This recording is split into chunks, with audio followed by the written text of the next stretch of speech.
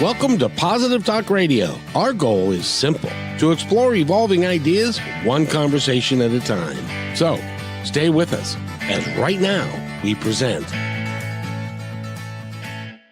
With us today, we got a heck of a show for you today, and I'm glad that you are here. And if you're a coach, you really need to be here, but really if you're just about anybody. Shiraz Baboo is with us, and he is a coach, and he actually coaches. Let's see, how can I say this? He coaches coaches to be better coaches, and yeah, which is a wonderful a wonderful way of being. And I was going to say occupation. That's what I was going to say. Okay. It's a wonderful thing for you to be able to do. And if you want to go to his website, you could go to shirazshifts.com. That's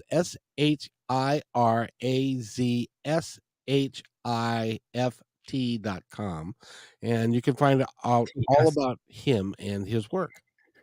It's Shiraz shifts with an S, as in Shiraz shifts your reality, your perspective. Shiraz shifts. Yes, indeed. So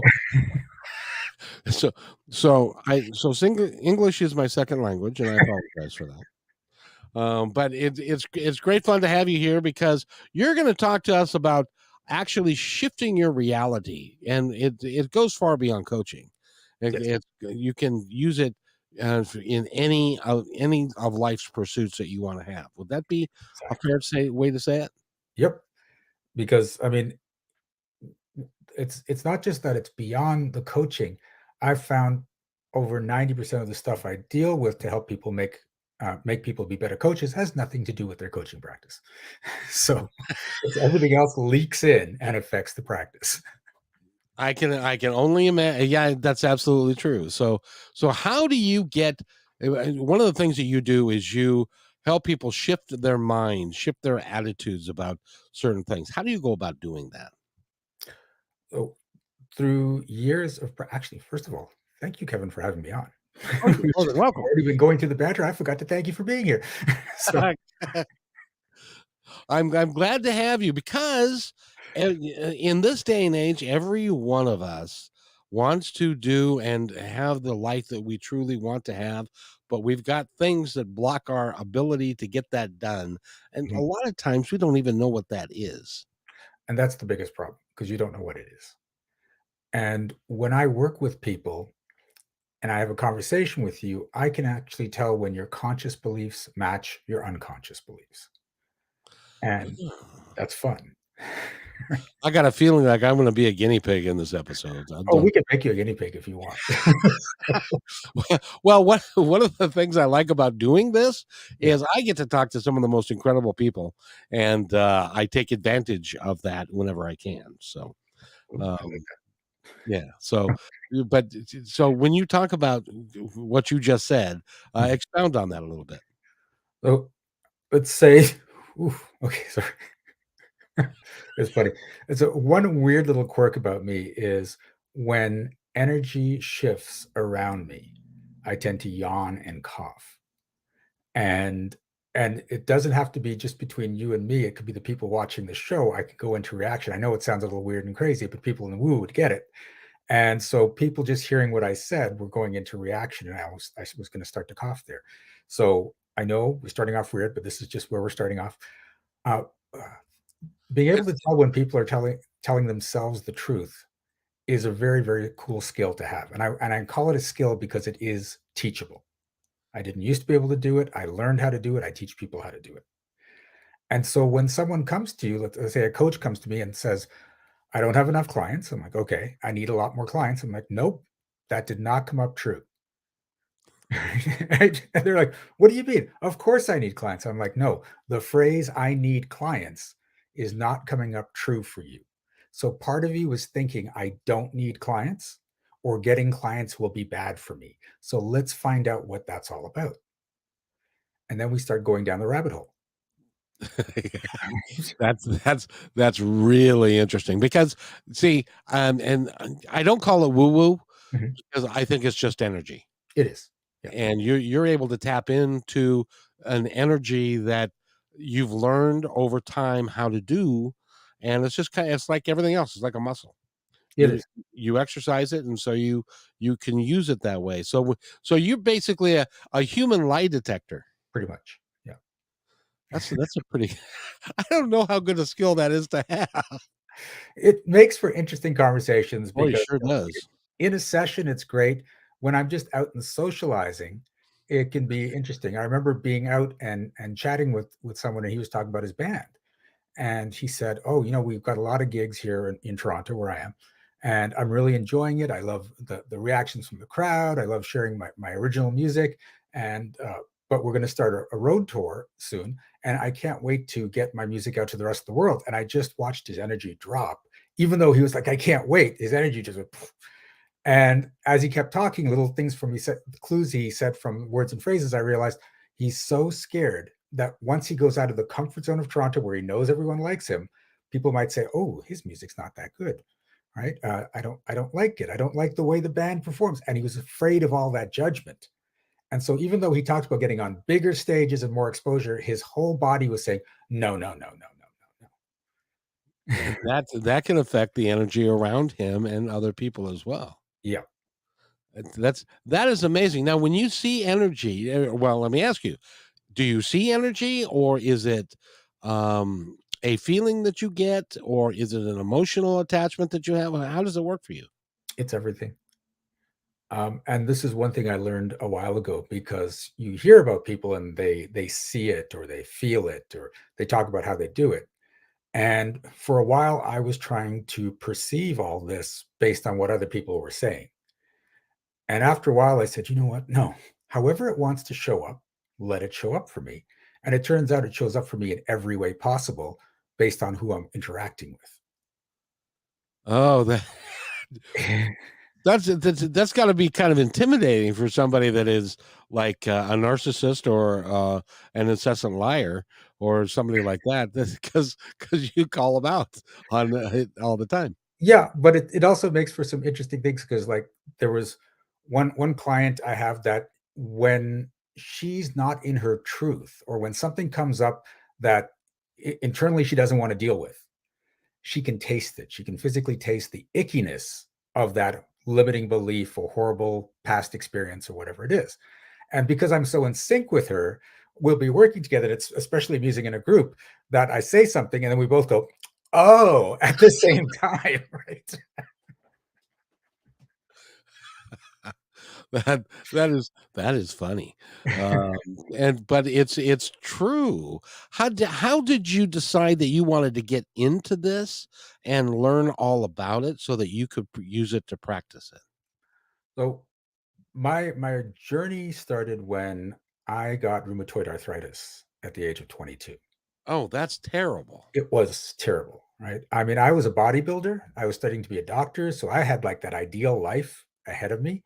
And then within months, I was in pain in every single joint in my body, like every joint.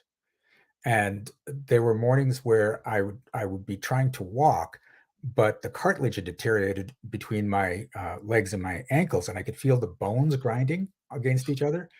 Oh, Yeah, and there were evenings where I sipped my dinner through a straw because my jaw was so swollen and painful I couldn't move it.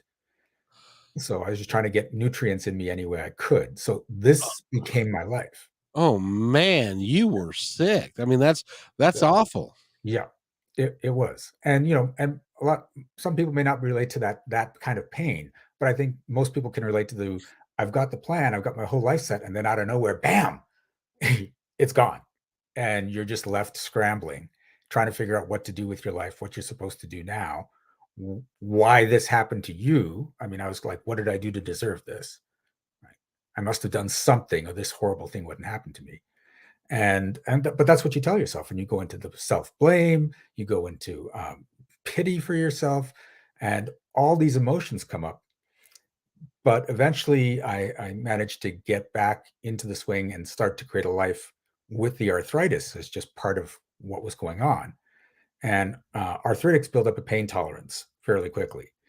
But the interesting thing is, it still takes a lot of effort. It'll take anywhere from 2 to 10 times as much energy for an arthritic to do the same thing a normal person could do. Yep, Right. I know. I've got it too.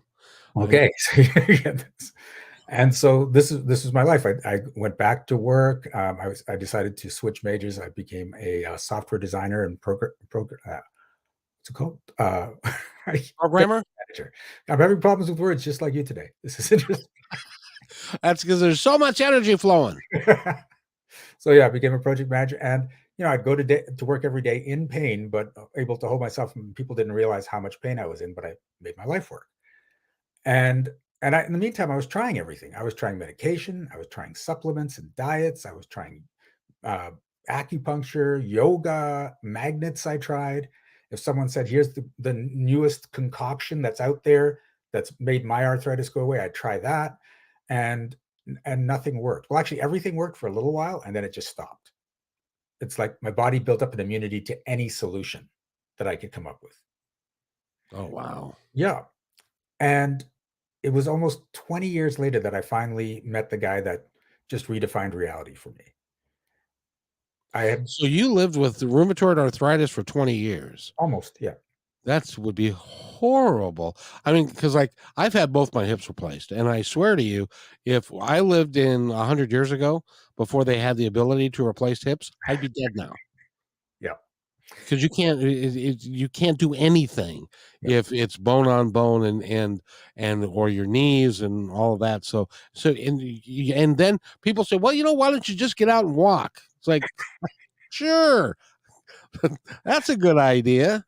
And it was funny because I did get out and walk, but by the time I was in my late 20s, I was doing that little old man shuffle where you're hunched over and just moving along. And you're getting passed by people that are older, like that are like 60 and 70, and you're like, what the hell, man? Like this.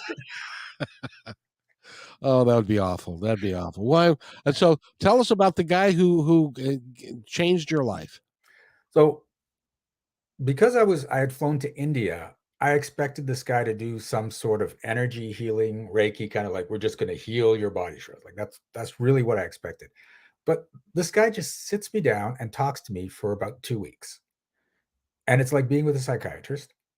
He's asking me all these questions, but he's not trying to solve anything. He's just gathering all the information about what happened in my life. And at the end of the 2 weeks, he says, Shiraz, you believe you're responsible for everyone in your life. And I'm like, no, I don't. That's crazy. And he said, I know you don't think that, but from everything you've told me, you've created a belief that you need to be responsible for everyone. And it started when you were 8 years old. So I said, okay, I know I'm a responsible person. I don't think I'm responsible for everyone. And even if I was, what does this have to do with arthritis? And he said, well, you don't want to be responsible for everyone. I'm like, yeah, duh. Like, and he said, if you're lying in bed in pain, you don't have to be responsible for anyone and you don't have to feel guilty about it. If people can see you're struggling just to get through your day, no one's going to ask you to take care of them. It's the solution for a problem you don't realize you have. That's pretty brilliant because there are a lot of people that would like to. I don't want to do this, so I'll just lie in bed and pretend I can't do it. Yeah. Yeah. But here's the thing, some people will do that and pretend they can't do it, but some people will proactively create an illness or a situation so they don't have to do it, so they don't have to feel guilty. Most of the illnesses in the world are solutions to problems people don't realize they have. Oh, that's interesting. Yeah. And so you dealt with that. And did that help you? So I said to him, so wait a sec. If what you're saying is true, all I have to do is say I'm not going to be responsible for anyone but me, and I shouldn't have arthritis. It'll just go away. And he just looked at me straight face. He goes, yeah, if you believe it deep down inside that you don't need to be responsible, then you don't need the arthritis. So I just gathered my will in that moment and I said, I'm not going to be responsible for anyone but me. And you know what happened? No. Nothing. Okay. But, Oh, but, dang! but, I was thinking there's gonna be a miracle here. It gotta be a seems. miracle. No, no, there wasn't. But the next morning I woke up, no pain, no inflammation, more mobility. I could even breathe better. It was really weird feeling breathing being much easier for myself because I didn't realize how much I was struggling till it was gone. And so I'm freaking out. Right? I'm just like, Needlessly so. I can understand why. yeah. And I'm checking my body out and I'm like, what is going on? Now, the damage from the arthritis was still there. Yeah. And I've been working to repair the damage, and that's been coming along. And like my wrist used to be frozen, and now I'm getting movement coming back and stuff. So, and this is a really important lesson for people because sometimes you get miracles and sometimes you get journey. The release of the arthritis was a miracle. The repairing of my body is a journey. But if you're not willing to have the journey, you don't get the miracles. And I see a lot of people are just looking for a miracle. I just need the miracle. I just want the miracles. It doesn't work that way. So now here's the fun part. There was a track at the place we were staying, and I was out on that track and I was passing everyone that day. I was just, here we go, man. This is happening. It had to be really, really freeing because I know what it's like. It's been years since I've been able, because of my hips and my back and all that. I haven't been able to run or sprint, and since for a while. But it must be freeing to be able to do something like that you weren't able to do, and now you can do it. It's got to be a real motivating factor for you to Oh, do more. it's incredible because now I can run, I can sprint. The cartilage is regrown, everything is being repaired in my body, and it's amazing, right? But the lesson I took away from this is, and through further research, I found out that your brain prioritizes the avoidance of emotional distress over physical circumstances.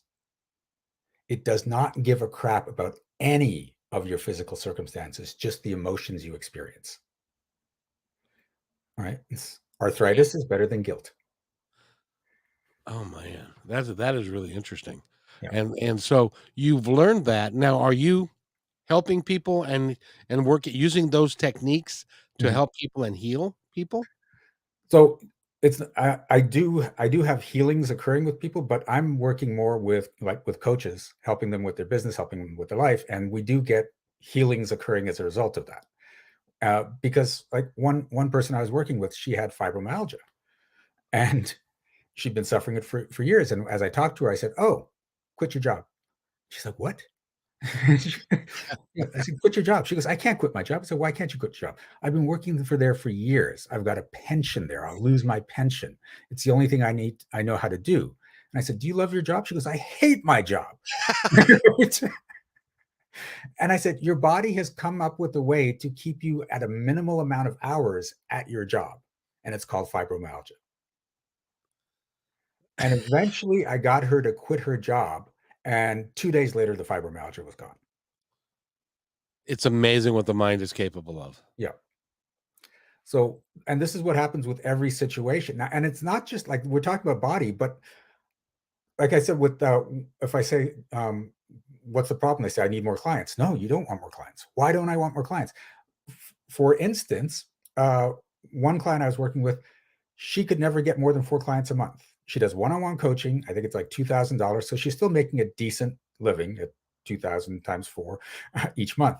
But she wanted 6 or 7. That would be her sweet spot where she's helping more people. She's got a nice income and everything's just flowing in her life. Never more than 4 people.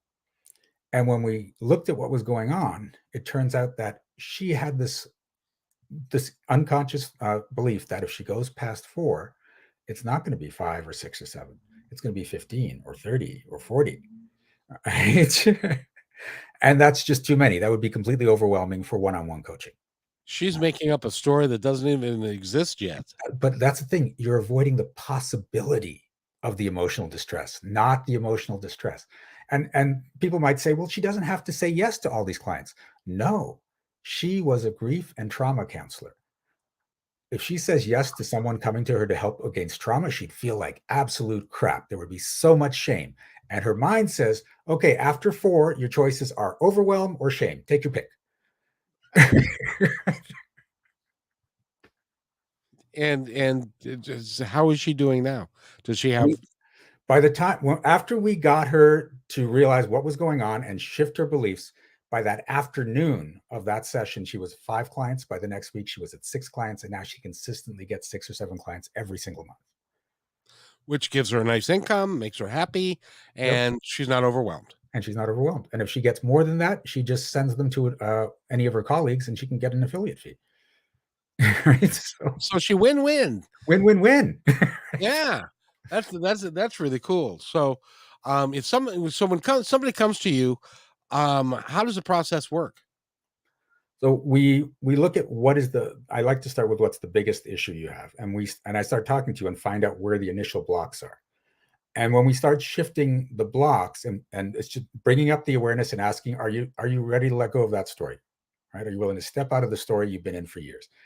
And this is the thing, and I say it that way. Are you willing to step out of that story? Because the one thing I want to be clear with the people I work with is I'm getting you to the problem.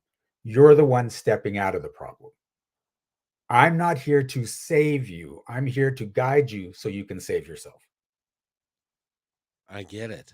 Okay. And at the same time, when someone's being less than truthful with you. Yes. Yes. And even when they say, yes, I'm willing to step out of the problem, I can tell when it's real or it's not real. And I'll say, no, you're not ready. So let's look at what else is in there. Right. So, And I recall that when we talked the first time, mhm, that you kind of went down that road with me just a little bit, didn't go very far, yeah. but went down and it was one of those things where I was like, "No, I don't think so." But it was a real deal. So Mhm. let's play a little game, you and I. By the way, first of all, if you want to find out more about Shiraz Babu, that's right? Shiraz, like the Shiraz. wine. Shiraz Babu, you can go to his website, which is shirazshifts.com. And that's with an S at the end. And you can find out more about him. Your work is fascinating. Do you find yourself fascinated by it? Are you amazed by it? Every now and then, every now and then.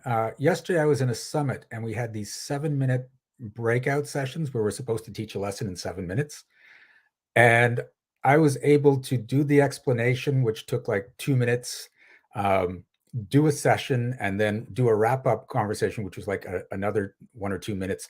So I was causing people to shift their reality in like 3 minutes and less. And the group was sitting there going, what the hell is going on? I can only imagine. Now, do you get a lot of people that go, "What's this energy stuff? Is it I can't believe that you're doing all that stuff, whatever it is." No. And here's the other thing. This is the cool thing because you attract into your reality what your stories are all about. And when I started doing this, I was nervous about it and I thought, okay, what are people going to think? And so the people that started showing up going, oh, it's this energy stuff. Like, what is this? Does it really work? One of my friends called me an unlicensed psychiatrist. Right. So it was kind of interesting. But when I made the shift and said, okay, first of all, I'm not going to react, they're going to think what they're going to think. So I'm just not going to let it affect me. Then it started to slow down. And then when I really just didn't really care about it, the people I meet all go, wow, that's really cool. So those people that are out there that are going to say, well, that's all crap, they just don't show up in my world. Isn't now that is something that you can teach anybody to do. Yes. And because a lot of times we keep getting hit with the same thing over and over and again and expect a different result, and this time it's going to be different and that kind of stuff. Let me give you an example Mhm. from my own life. I've been doing this a while. I did it in 2003, and for a year, and then I had to give it up for a while. And I've always wanted to have a co-host. I Mhm. always wanted, to have somebody to banter back and forth with. It's never worked out because we've never vibrated at the same level for whatever reason, Mhm. and it never it and to this day, it still has never worked out. Why is that? Do you want a co-host?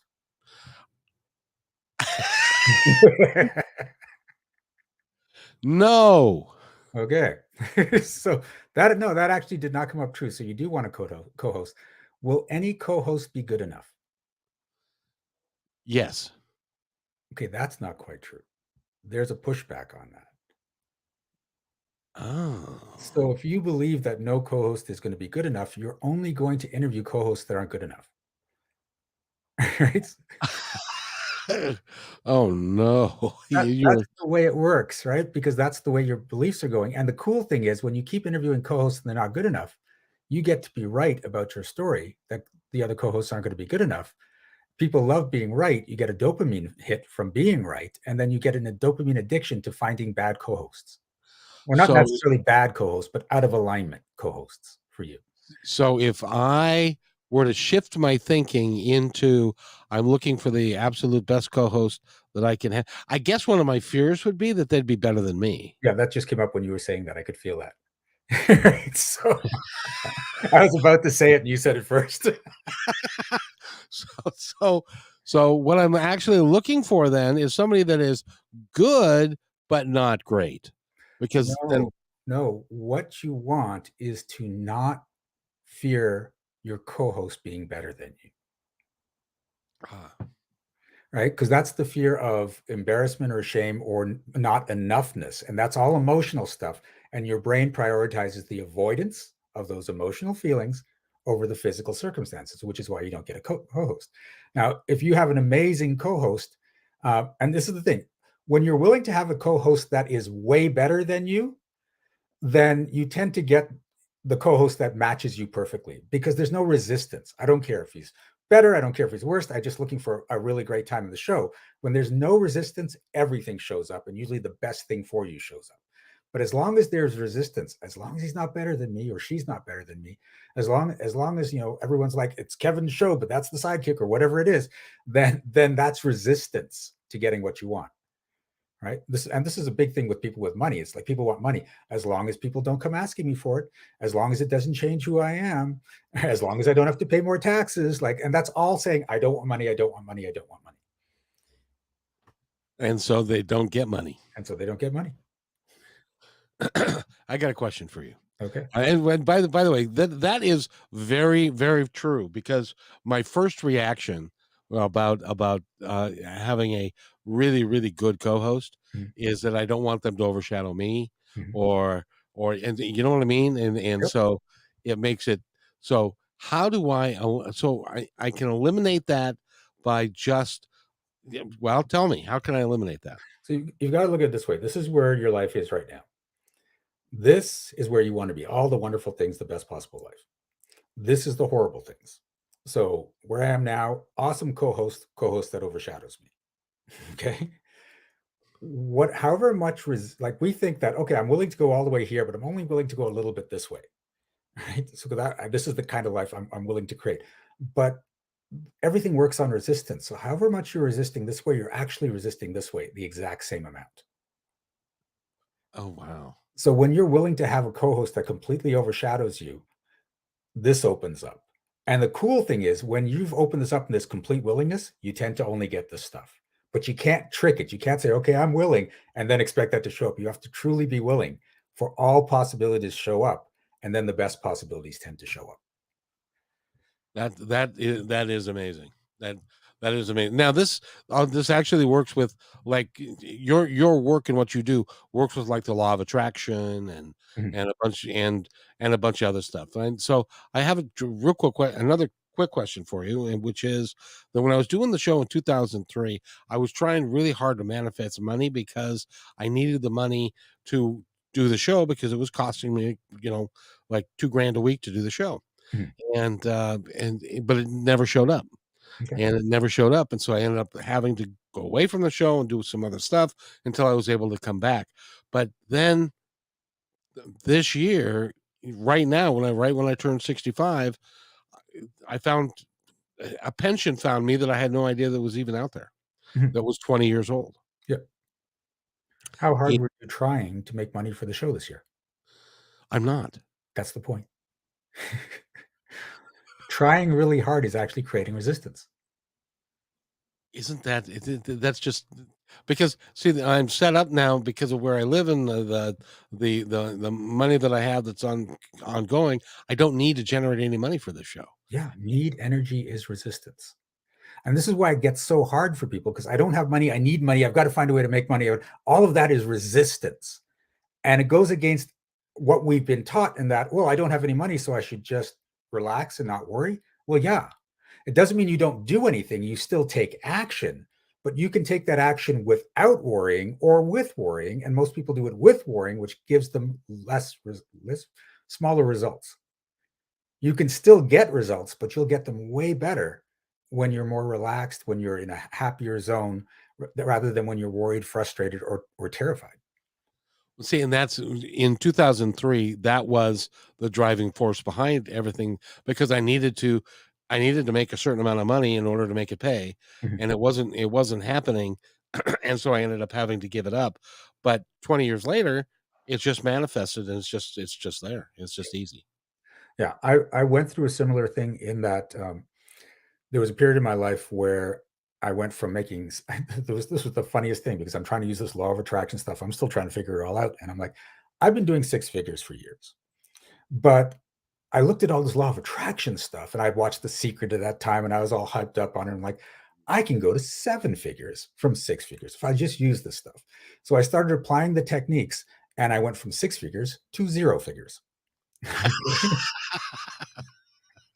For 2 years, I made zero income. Not even a little bit. Two years, zero income, with the thought that I'm still going to break through this and make at least six figures, if not seven. And so I kept spending like I was making six figures. So imagine that bank account just going. So, Yes. okay. And so eventually it got to a point where I was paying one credit card off with the other credit card. Oh, And I got, been there, done yeah. that. And I got to the point where I finally made that last payment so that there was no room on either credit card. And I was panicked. I was worried. What am I going to do now? At that point, I'd been couch surfing with family members because I had no place to live. I was about $80,000 in debt. And at something just inside me just said, stop worrying and just let go. And that doesn't mean just give up. It means keep doing what you're doing, but just let go of all this worry, let go of all the frustration and the fear. And I said, nothing else has worked. And some of those lessons were in the secret and stuff, but you can't see them when you're in the middle of all this crap. But something just told me, just let it go. And 2 days later, I got a job for $90,000 a year. That's incredible. Yeah. And it just showed up. It just showed up out of the blue. I didn't even apply for it. Someone said, hey, there's this job. I think you'd be perfect for it. Why don't you go check it out? And I just got it. Right. Did at that point did you say, this is really weird, but it works? Yeah, that's when I really got it. And that's when I started just not worrying and not panicking and going with things. And one of the stories, because all your stories, once you lock them in and then you just think this is just what happens to me. One of the stories I locked in was, if ever I'm low on money, something will happen. This is hitting some people in the audience. Whenever I'm low on money, something will happen to cause money to show up. I don't know what, but something will happen to cause money to show up. And what was really interesting is a couple of years ago, like right in the middle of COVID, I had this $3,000 unexpected bill come up. And I'm like, 3,000, oh my God, what the hell? And there was that momentary panic. And I'm like, wait, what's the story? Something will come up to take care of this. I don't know what it is, but something will come up. And a few days later, one of my clients called me and said, I want to take your energetic magic class. And I'm like, and I was looking at it, it's December. And she's like, yeah, so I said, people don't come to the classes at the end of December. They're spending all their money on Christmas presents. And she's like, but it's COVID. I've got nothing to do. I'm bored. I want to take your class. And I said, okay, I'll put it out there. I'll post that the class is happening, but I need at least one other person in the class because you have to work together to learn the techniques. And if one person shows up, we'll do the class. If not, then I'm just going to cancel it. And she's like, okay, I got nothing to lose. I'm not doing anything anyway. And it's a $500 class. 10 people signed up. A week before Christmas, 10 people signed up for that class. Because you didn't put any limitations on it, and Yep. you just put it out there and let it be. Yeah. That is so interesting. And my experience this time doing the radio show and the podcast and everything I'm doing is so different than it was the last time, because I'm not afraid.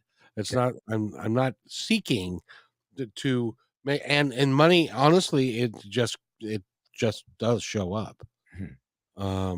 And so that's and I'm hopeful. I'm hopeful to make this podcast and the radio show and everything I'm doing work really well, so that I can pay the team around me and do what I need to do. Am I lying to you now? A little bit, actually. Yeah. What Okay. am I lying about? Okay. So before we go there, I want to clear the other thing because we just like sort of skip by that. Are you willing to step out of the story that you have to make sure your co-host never overshadows Yes. you?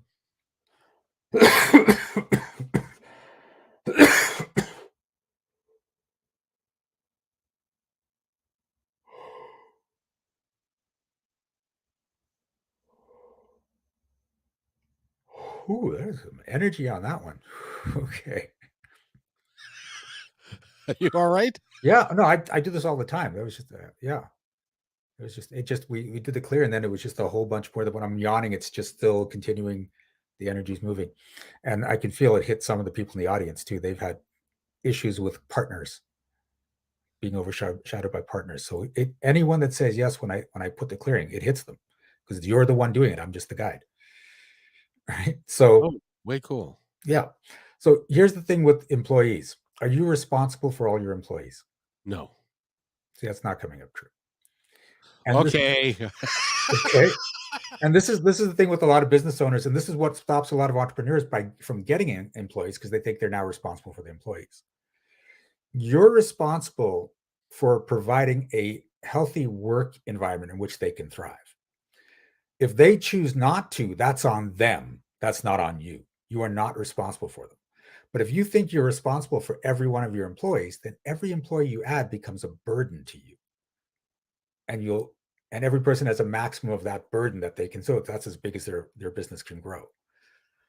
So when you're willing to create the environment for the employees, to pay the employees, and to do everything without being responsible for them, that's when you can cause all that expansion. So are you willing to destroy your belief that you have to be responsible for every one of your employees? Yes.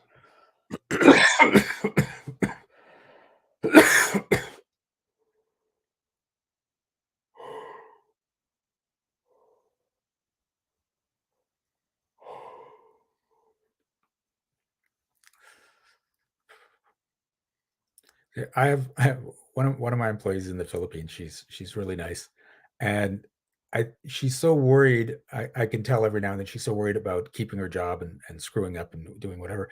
And last year, she says, I need to have a meeting with you, and I'm like, okay.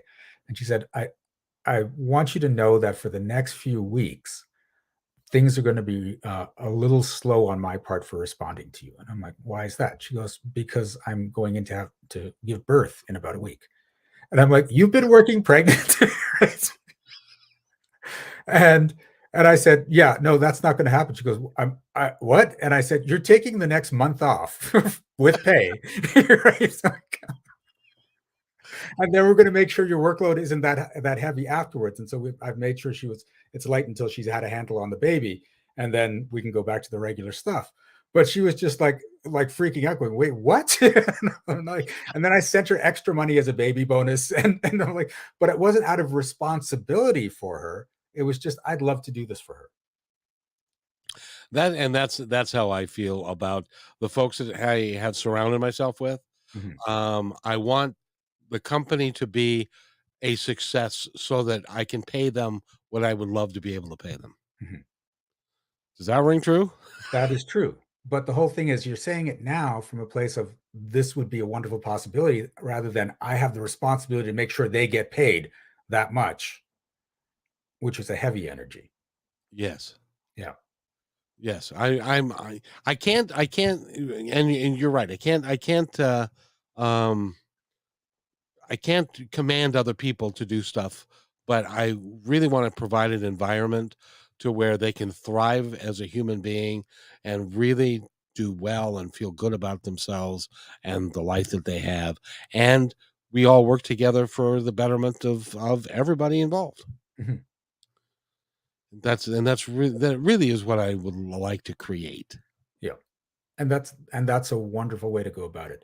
One of the things that I grew up with, and this is where the arthritis came from as well. And it seems like it's noble, and it seems like what you should do, and the belief you should have is from Spider-Man. With great power comes great responsibility. Well, if great responsibility is a burden and crippling, literally crippling for me, well, no, right? But with great power comes great choice, Yes.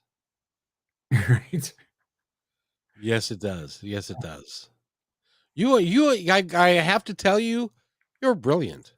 Thank you. But you know that. I am and I'm not. That's the funny part of it. Because a lot of times when I'm working, because I'm just connected, I'm just getting the information.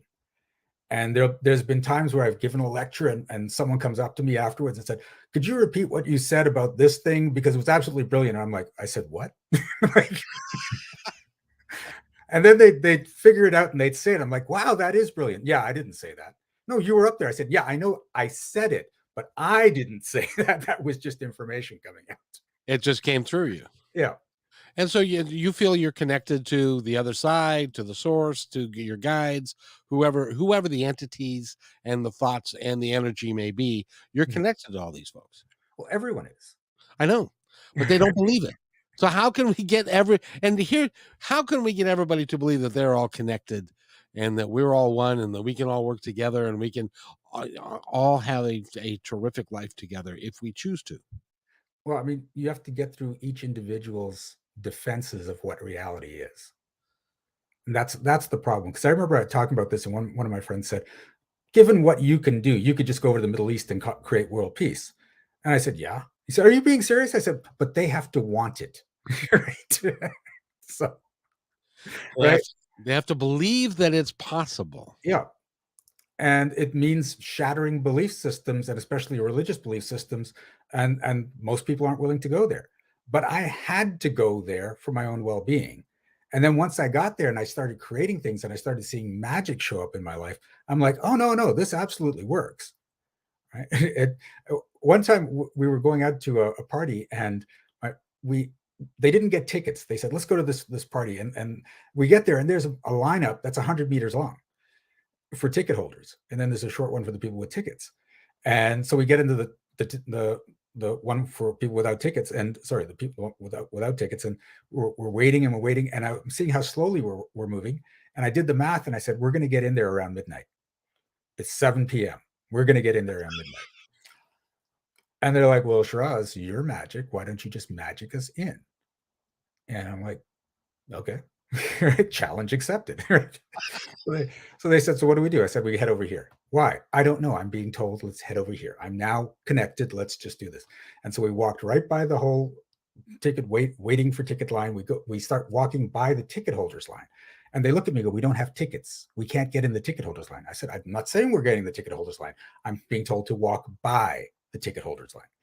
And as we're continuing to walk, one girl there, she goes, "No, I'm not feeling it. I don't want to do this. Let's just go do something else." And so then her boyfriend says, "Are you sure?" And she says, "Yeah." He goes, "Anyone want some tickets for tonight?" And I'm like, "I'll take those. Thank you." Got in line. 10 minutes later, we're in. Right? And some people would say, "My, what a coincidence." Yeah. But that had nothing to do with it. It happens so often that it can't be coincidence. And everyone has experienced this. How many times have you thought about someone and they call? Right? Yep. You're connected. It happens too often for it to be coincidence. It's a remarkable, it's really is and it's a cool concept if you understand it. Mhm. But now, do you have to look for stuff? Do you have to look for connections and stuff, or does it just kind of now your muscle is very well developed, so it just comes to you, right? No, I mean, you have to set the intention of, this is what I want, right? But once you set that out and then just start taking action, all these things just to start to show up on the side that you wouldn't expect. Like tomorrow, I'm leaving for Vegas for this event, and sometimes they're big and sometimes they're small. But I just got a call from someone today, and they said, "Oh, you know what? We can't actually go, and we've prepaid for our room at the hotel that we're all staying at." And I'm like, "Okay, what's this got to do with me?" I said, "Well, it's at a lower rate than yours and we can't pay. So can you just pay us less than you would have paid the hotel and take our room?" "Oh, absolutely." Right? That's an easy deal. Yeah, so I saved like $100 for just sitting around taking a call. So now, are you going to Vegas? I'm going to Vegas tomorrow. Red 32. Always bet on black. But 32 doesn't come in black. It's red 32. That's I always try and get people that they go to Vegas that they so just put a chip on red 32 and see what happens. If I'm by a roulette wheel, I will put a chip on red 32. You're one of the few people that actually get that reference. So you must have been in a casino before. Yeah, I've been in multiple casinos. The crazy thing with casinos and me is I walk in with as much money as I walk out with, right? And it's crazy because I'll win and I'll win, and then I'll lose and I'll lose and lose, but I'll never lose more. It just I end up going, oh, I'm back where I started, and then I walk out. And that's the best way to play. Yeah, I enjoy it. Yeah, and rather than lose, I don't gamble because I lose. Now, maybe that is a self-limiting belief all by itself. Would that be true? Yes, absolutely. Just like my story is a limiting belief because I always break even rather than win. But I don't mind that one because I'm not a big gambler. I don't care. Right. Exactly. And so if somebody wants to contact you and work with you, how do they get that done? ShirazShifts.com. You can contact me, set up an appointment. We can discuss what the biggest issue that's holding you back in and how you can deal with it. And when somebody works with you, or when you work with somebody, is it multiple sessions? Is it 90-minute sessions? How does it work? So here's the thing. So it takes the average person 6 months of continuous work to completely shift their reality, even if they see results the first day, because you're addicted to your current reality. And even though you might have changes, you will go into withdrawal and pull yourself back. If you've ever been to a workshop, gone through a program and come out of it and everything changed and things were going really well, and then you lost it. Yes, sir. That was the addiction pulling you back. And it doesn't feel like that's what's going on. It feels like, oh, well, this just happened and this was happening and it's circumstances, but it's actually you creating everything and using that withdrawal to pull yourself back to the original state. So when people work with me, often they start to feel different within the first session. They start to see changes within a few sessions, if not that first session. But we have to keep working until it's stable and it's not going to go away. And so I have a personal transformation program where I work with you until whatever we decide we're going to work on is changed. I don't say we work on everything because then I'll work with you for the rest of your life because you've got a lifetime of crap in you. But we pick that biggest thing and we work with it till it's gone. But I also have a monthly program where it's a group program. And each month we work on different themes and just pull that out for the whole group. And the cool thing is someone else in the group will say, I got this going on. You're like, oh my God, I totally have that going on. I didn't know it till you said it. But then it gets cleared for the whole group. And that becomes a community of like-minded people that can. Have you found that when a group of people get together like that the change that they can create is enormous? It's amazing. And the whole thing about that group is I always tell people, if you want to be in this group is about growth and change and higher ambitions. If you want to come into this group to be saved from your current life, you will not get in this group. I don't want that energy. I don't want that attitude in there. So Smart. those are the people in the group. So if you want to be surrounded by those people that are striving for better lives and creating them, then come on in the group. But don't belabor what you're doing now and try and get out of what you're doing now. Be willing to open yourself up and to change. Yep. That's really cool. And because you are a truth teller and you can tell when somebody's lying, you'd be a marvelous facilitator. I hope so. Yeah, it's been good so far. Right? So it's very good. So if they go to your website, and I'm looking here at it, and you also do hypnotherapy. Is that right? no. No. What is that I'm seeing on your website? I worked with a hypnotherapist. That was a testimonial. Oh, very nice. Yes. He worked on my fear of success, which was blocking me from getting more clients. Oh, this is the guy you were talking about. No, that's a different one. There's a bunch of them. there's a bunch of them.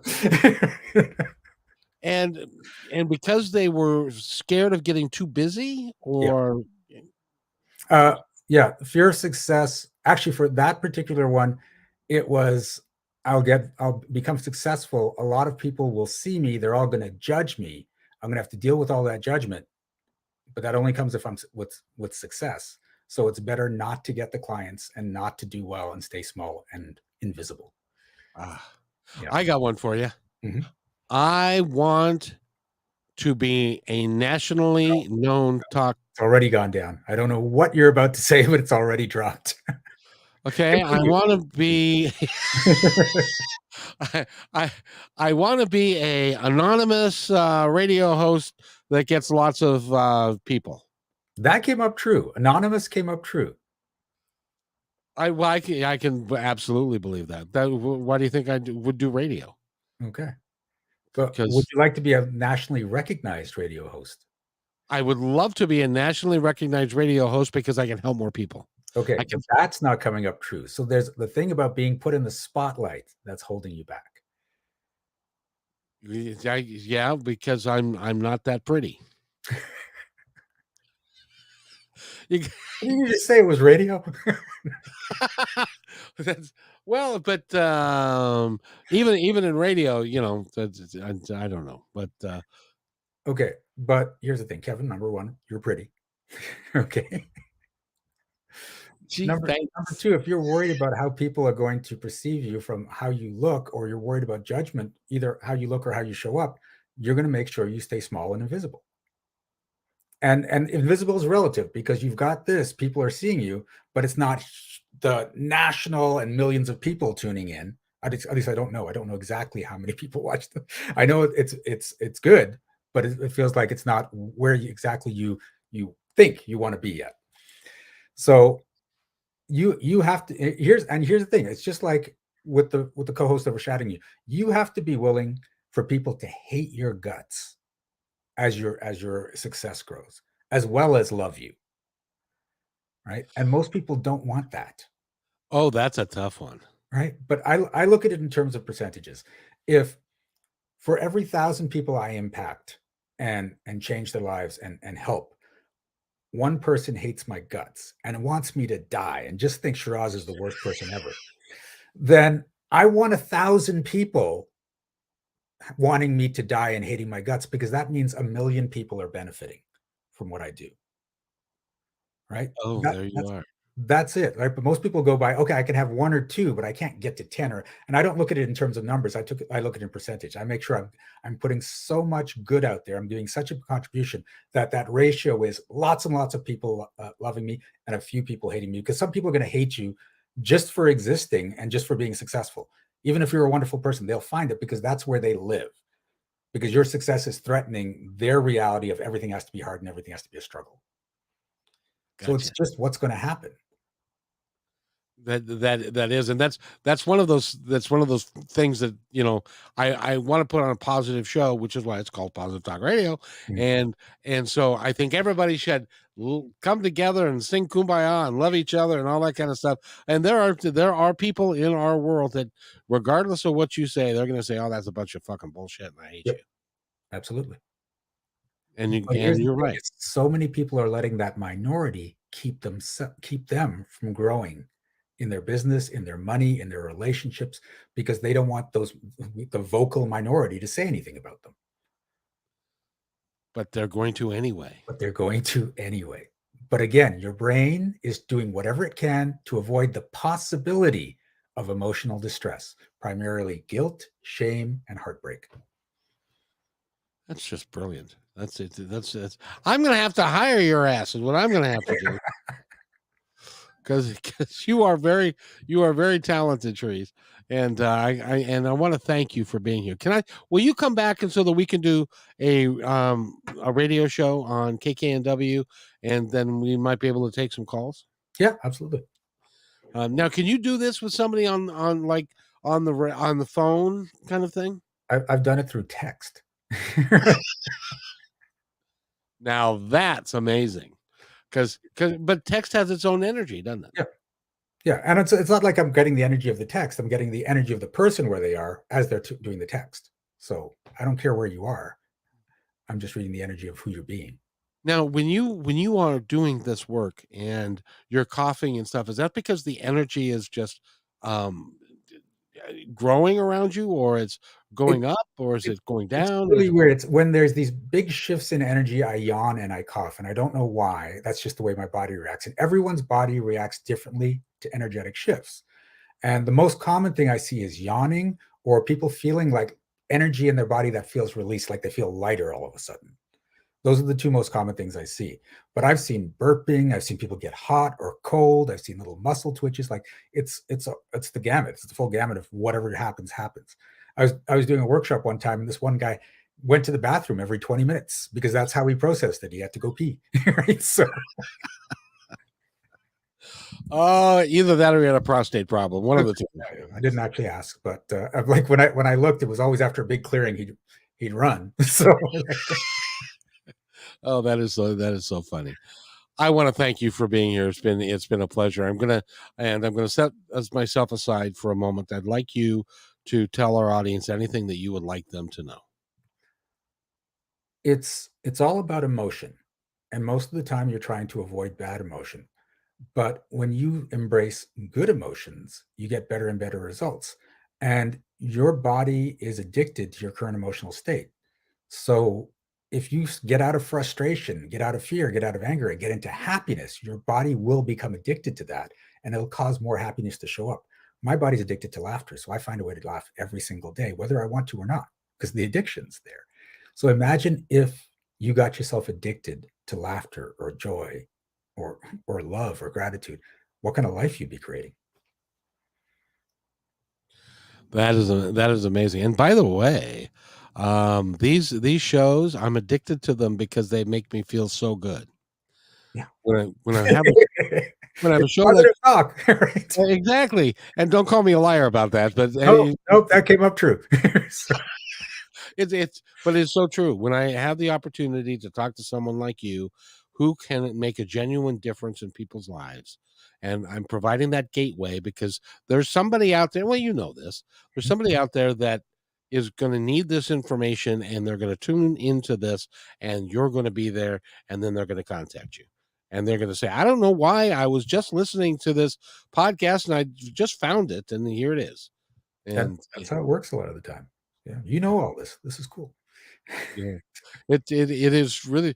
Sometime I have to tell you the story of how the universe has made it so that I can do this. Oh, I would love to hear that. Well, just real quickly, I was driving. I did the radio show in 2003. I failed, but I loved doing the work. I just really loved it.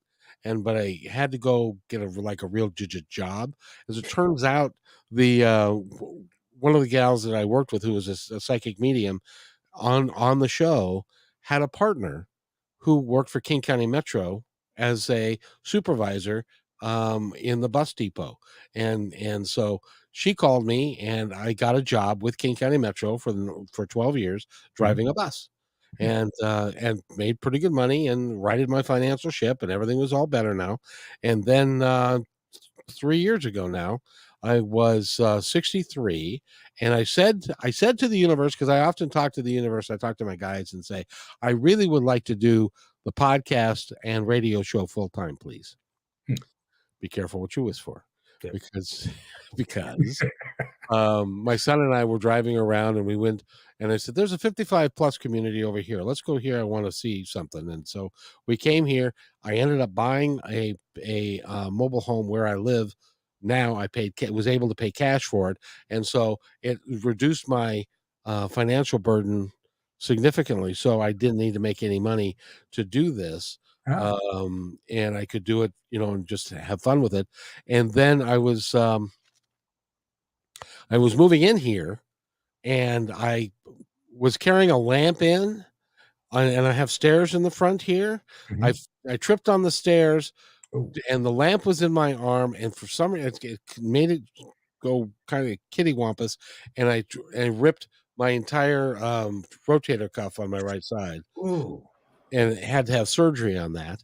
Mhm. And so I had the surgery, and month and a half later, I was sitting here in my house with my son's new 8-week-old Labrador Retriever, and I was started to walk, and the dog got caught up with my feet. Oh, I no. fell and tore the tricep muscle in my left arm, and so it was so bad that I couldn't get up, Oh, and so my I had to call the emergency folks, and they came and got me and took me, and I had to have surgery on that. God. But the outcome of all that was I couldn't work anymore. And of course, because I had disability at work Yeah. and stuff, so I was financially going to be okay and financially fine until I turned 65, which I just did now, Mhm. and so I could do this full time, which is exactly what I wanted. But they made sure that I couldn't do the other things or anything else but this. Yep.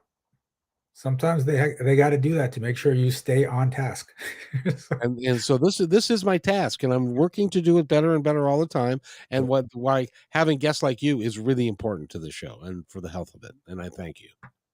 Well, thank you for having me on, and just for future reference, if you decide you want something again, when you don't hesitate and go into it full on, the bad stuff doesn't have to happen before you actually do it. Well, see, they knew that because I have two sons that both are not necessarily financially independent, Mhm, and I needed to make a certain amount of money for them mhm. so that they could borrow money from me all the time. And Okay. so I was resistant Yeah. to retiring and doing it for. So they said, "Okay, well, this is what you want, and so we're going to make it happen for you," and they did. I'm glad it happened, maybe not quite in the way it happened, but I'm glad it happened. I am too. I'm all well now, and and all that since well, although I hurt a lot and I can't work, but I'm okay. So you know, so everything worked out just fine for me. So and but I believe in what you are saying wholeheartedly, and how you work with people to help them change and shift their mentality and what's going on with them so that they can do whatever it is that they want to do. Mhm. And I love the fact that you're able to when somebody's telling the truth or not. But you didn't call me a liar when I was telling that story, so it must be true. The story is true. I'm pretty sure the story is true. So Yeah. Yes, but how the story came about and why it came about. oh, no, no, I totally get how it came about and why, yeah. I mean, there's little nuances in there. This is why I brought up, you can have it without having the injuries. Uh, so other than that, yeah, everything was bang on. I want to thank you, sir, for being here. And again, how do they get a hold of you if they want to talk to you? Shirazshifts.com. It's been a pleasure having you. I'll send you a link so that we can rebook you on KKNW. Will you come back? I've had a great time. I had a great time too. Let's do it again. Okay. That would be awesome. Thank you so much for being here. Wait right there and I'll be right back. Thank you. Hey, thanks for enjoying this episode all the way to the end. Please give us a like and subscribe to this channel. This has been a production of positivetalkradio.net. Please visit our website, oddly named positivetalkradio.net, for more details about us and our mission, which is to provide great positive programming designed to inspire us all. I'm Kevin McDonald, and I'm proud of these shows, and I truly hope that you'll like them and share them with friends and family. So on behalf of our entire team, remember, be kind to one another because each other's